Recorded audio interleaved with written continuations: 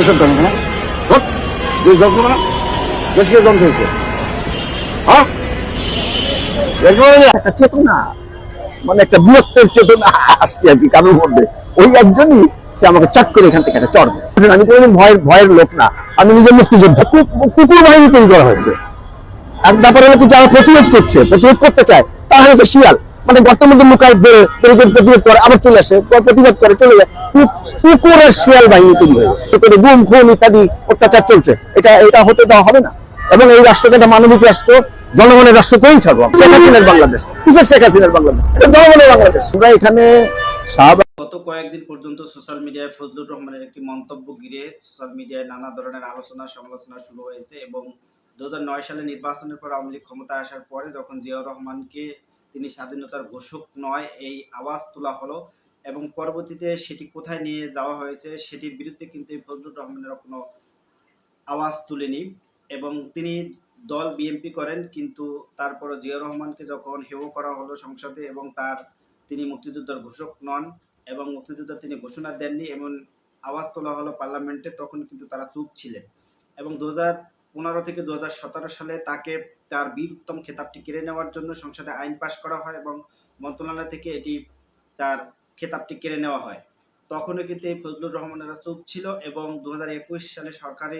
সরকার ঘোষণা করে জিয়াউর রহমানের বীর উত্তমের খেতাবটি বাতিল করা হয় যখন 2015 এবং 2017 সালে খেতাব বাতিলের জন্য আওয়াজ তোলা হয় তখনও কিন্তু ফজলুর রহমানেরা চুপচাপ ছিলেন এবং এই বীর উত্তম খেতাব বাতিল হওয়ার পরেও কিন্তু এরপর তারা আওয়াজ তুলে 2024 বা 2022 থেকে 24 সালে তারা আওয়াজ তুলেন যে জিয়াউর রহমান পাকিস্তানপন্থী ছিলেন বা পাকিস্তানের চর ছিলেন তখনও কিন্তু এই ফজলুর রহমানেরা কোনো আওয়াজ তুলেনি তিনি নিজেকে মুক্তিযোদ্ধা দাবি করেন কিন্তু যার আদর্শে তিনি রাজনীতি করেন বর্তমানে জিয়াউর রহমানের আদর্শে সেই আদর্শের তিনি ধারণ করেন না এবং তার এই খেতাবগুলো যখন কেড়ে নেওয়া হয় তার বিভিন্ন সময়ে যে আলোচনাগুলো হলো এবং আওয়ামী লীগ ক্ষমতায় থাকাকালীন অবস্থায় তাকে যেভাবে অপদস্থ করা হলো জিয়া আন্তর্জাতিক বিমানবন্দরের নাম পরিবর্তন করা হলো বেগম জিয়াকে কারাগারে নেওয়া হলো এবং তাকে বিনা একটি ফরমাসি আদেশের মাধ্যমে 5 বছরের জেল 10 বছর করা হলো তখন কিন্তু ফজলুর রহমানেরা চুপচাপ ছিলেন এবং 18 সালে নির্বাচন 2024-এর নির্বাচনগুলো যেভাবে হয়েছে এবং সেখানেও কিন্তু তিনি চুপচাপ ছিলেন এরপরে একজন মুক্তিযোদ্ধা ইঞ্জিনিয়ার তাকে যখন প্রকাশ্যে শ্রমিক লীগ নেতা ঢাকার রাজপথে যখন সুষ্ঠু নির্বাচনের জন্য তিনি যখন আওয়াজ তোলেন তখন থেকে তাকে প্রকাশ্যে থাপ্পড় মারা হয় তখনও কিন্তু এই ফজলুর রহমানেরা চুপ ছিলেন এবং আমাদের বাংলাদেশের যেসব সুশীল এখন 71 মঞ্চ সেখান থেকে কয়েকজনকে গ্রেপ্তার করা হয়েছে গ্রেপ্তারের পরে তারা নানা আলোচনা সমালোচনা করছেন সোশ্যাল মিডিয়াতে ঝড় তুলছেন এবং এটি মব হচ্ছে কিন্তু একজন বীর মুক্তিযোদ্ধাকে যখন প্রকাশ্যে থাপ্পড় মারা হয়েছিল তখন কিন্তু সেটি মব হয়নি এছাড়া মাহমুদুর রহমানের উপর যখন সন্ত্রাসী হামলা হলো তিনি একজন বীর মুক্তিযোদ্ধা তখনও কিন্তু এই মুক্তিযোদ্ধারা কোনো আওয়াজ তোলেনি মুক্তিযোদ্ধারা হচ্ছে সার্বজনীন তারা বাংলাদেশের জন্য যুদ্ধ করেছেন তারা হলো বাংলাদেশপন্থী কিন্তু একটি দল এই মুক্তিযোদ্ধাকে কুক্ষিগত করার কারণে মুক্তিযোদ্ধারা কয়েক ভাগে ভাগ হয়ে তারা রাজনৈতিক ফায়দা লোটার জন্য এই মুক্তিযোদ্ধার ব্যানারটি ব্যবহার করা হচ্ছে মুক্তিযোদ্ধারা থাকবে সার্বজনীন এবং সারা বাংলাদেশের মানুষকে তারা শ্রদ্ধা করবে বাংলাদেশের মানুষ তাদের শ্রদ্ধা করবে কিন্তু তারা না করে নিজেদের স্বার্থ হাসিলের জন্য তারা একটি দলের পক্ষ নেওয়ার কারণে কিন্তু বাংলাদেশে যে ধরনের এখন মব কালচার শুরু হয়েছে এবং তারা এই 15 বছর কোনো কথা বলেনি অনেক মুক্তিযোদ্ধা হেনস্থার শিকার হয়েছেন একজন মুক্তিযোদ্ধা কুমিল্লাতে তাকে কোমরে দড়ি বেঁধে যখন আদালতে তোলা হয়েছিল তখন তারা চুপচাপ ছিলেন কারণ তারা অন্য দলের ছিল বাংলাদেশের রাজনীতির কালচার এবং মুক্তিযুদ্ধকে যখন এখন একত্রে দাঁড় করানো হলো মুক্তিযুদ্ধ এবং রাজনীতি কিন্তু এক জিনিস না কিন্তু বিরোধী দল হলে তাকে যখন হেনস্থা করা হয় সেটি কিন্তু যারা অন্য দল আছে তারা সেটি মেনে নিচ্ছেন এবং কোনো প্রতিবাদ করছেন না যখন এই ঘটনাগুলো ঘটেছে তখন মুক্তিযোদ্ধারা কেন চুপচাপ ছিলেন মুক্তিযুদ্ধ যে কারণে হয়েছিল সেটা কি বাংলাদেশে বিদ্যমান রয়েছিল গত 15 বছরে 3টি নির্বাচন এই নির্বাচনের মাধ্যমে কি তারা যে মুক্তিযুদ্ধ করেছিলেন সেটির সাথে কোনোভাবেই যায় কিন্তু তারা কোনো আওয়াজ তোলেনি তারা কিন্তু এটিকে নির্লজ্জভাবে সাপোর্ট করে গেছেন এবং তাদেরকে এই ফেসিবাদী চরিত্র বা স্বৈরতন্ত্র কায়েম করার জন্য সহযোগিতা করেছেন তাহলে তাদেরকে কিভাবে মুক্তিযোদ্ধা বলা হয় বা তাদের কিভাবে শ্রদ্ধা জানাবে বাংলাদেশের মানুষ তাছাড়াও কর্নেল অলি সাহেব তিনি একটি কথা বলেছেন যে 11টি সেক্টরে 10,000 করে হলেও যে 1,10,000 সৈন্য তারা বা 1,10,000 মুক্তিযোদ্ধা ছিল তিনি তিনি একটি ভিডিওতে বলেছেন। কিন্তু বাংলাদেশে এখনো ২ লক্ষ প্রায় ২ লক্ষ ২ লক্ষের উপরে যে মুক্তিযোদ্ধা রয়েছেন এবং যারা মারা গিয়েছেন এখনো কিন্তু ২ লক্ষ রয়েছেন। এই মুক্তিযুদ্ধগুলো কিভাবে হয়েছে এবং মুক্তিযোদ্ধার এবং সরকারি সুবিধা নেওয়ার জন্য যেগুলো হয়েছে সেগুলো কিন্তু কোনো সরকার এসে বাতিল করেনি এবং তারা কিন্তু সরকারি সুযোগ সুবিধা নিচ্ছে। এখন প্রশ্ন হলো ৭১ মঞ্চে যেসব মুক্তিযোদ্ধারা ছিলেন সেখানে কিন্তু আমরা যেসব মুক্তিযোদ্ধাদের দেখেছি তারা একটি নির্দিষ্ট রাজনৈতিক দলের হয়ে একটি মঞ্চ, এই আমরা এর আগে দেখেছিলাম শাহবাগে একটি মঞ্চ করা হয়েছিল গণজাগরণ মঞ্চ। সেই মঞ্চ দিয়ে আবার মুক্তিযোদ্ধাকে এখন তারা যেহেতু ওই রাজনৈতিক দলের হয়ে কথা বলতে পারছে না, মুক্তিযুদ্ধ মঞ্চ করে সেখানে কিন্তু আওয়ামী লীগকে প্রতিষ্ঠিত করার জন্য কর্মকাণ্ড তারা চালিয়ে যাচ্ছেন এবং সেখানে একবারে পরিষ্কারভাবে যারা নির্লজ্জভাবে আওয়ামী লীগ করেছেন এবং আওয়ামী লীগের যে স্বৈরশাসক হওয়ার পিছনে যেসব ঘটনা ঘটেছে তারা নির্লজ্জভাবে সমর্থন করে গেছেন, সেই সমস্ত লোক কিন্তু এই ৭১ মঞ্চে রয়েছে। তাহলে এখানে সরকার যদি সেখান থেকে কাউকে গ্রেপ্তার করা হয় এবং তারা যদি সন্ত্রাসী কর্মকাণ্ড করে তাহলে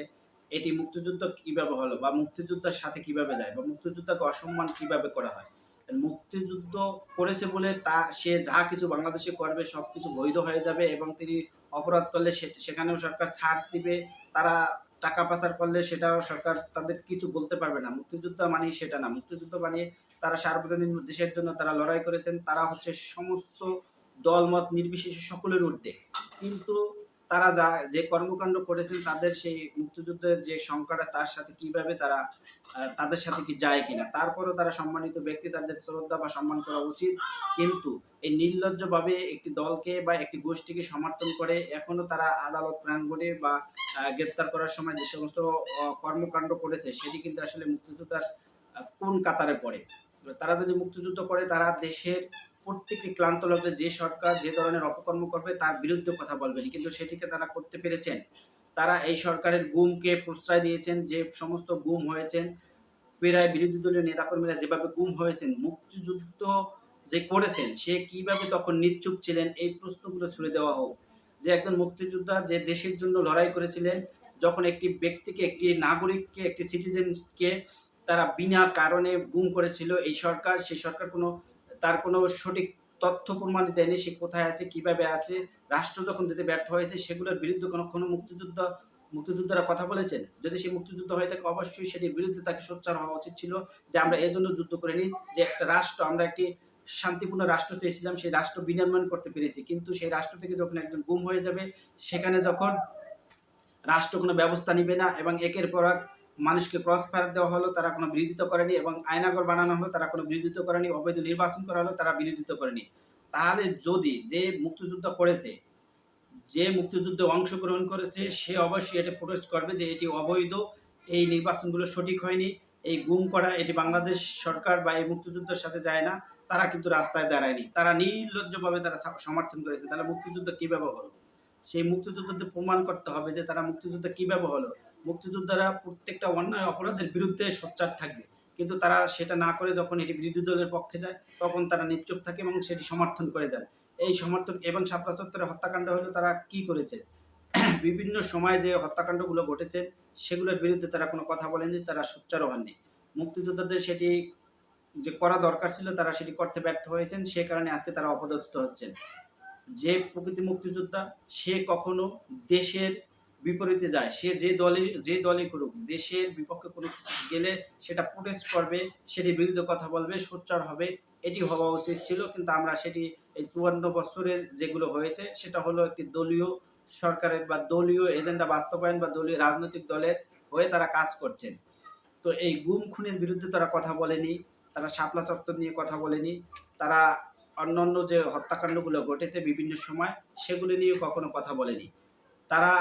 বেগম জিয়ার মতো একজন সিটিজেন, সাবেক প্রধানমন্ত্রী, তাকে যেভাবে হেনস্থা করা হলো, তাকে যেভাবে কোর্টে তোলা হলো, তারা কোনো কথা বলেনি। এবং শহীদ জিয়ার যেভাবে খেতাবটি কেড়ে নেওয়া হলো এবং তার বিরুদ্ধে যেসব কথাবার্তা সংসদে আনা হলো তার বিরুদ্ধে কোনো কথা বলেনি। তাহলে তারা কিসের মুক্তিযোদ্ধা? যখন একজন মুক্তিযোদ্ধা আক্রান্ত হয়েছে তখন তারা ঝাঁপিয়ে পড়েনি। তাহলে তাদেরকে কিভাবে আপনার মুক্তিযুদ্ধ বলবো? একজন মুক্তিযোদ্ধা যখন আক্রান্ত হয়েছে তারা তখন সেটার বিরুদ্ধে সোচ্চার হয়নি। তাহলে এখন তারা আক্রান্ত হচ্ছে, এখন কে সোচ্চার হবে? এখন তারাও সেই কর্মভোগ ভোগ করতেছে, যে কর্মভোগে সে সময় তারা হাস্যোজ্জ্বল ছিল, যে কর্মভোগ তারা উপভোগ করেছিল, আজকে তাদের সেটি প্রাপ্য, সেটি তারা ফিরে পাচ্ছেন।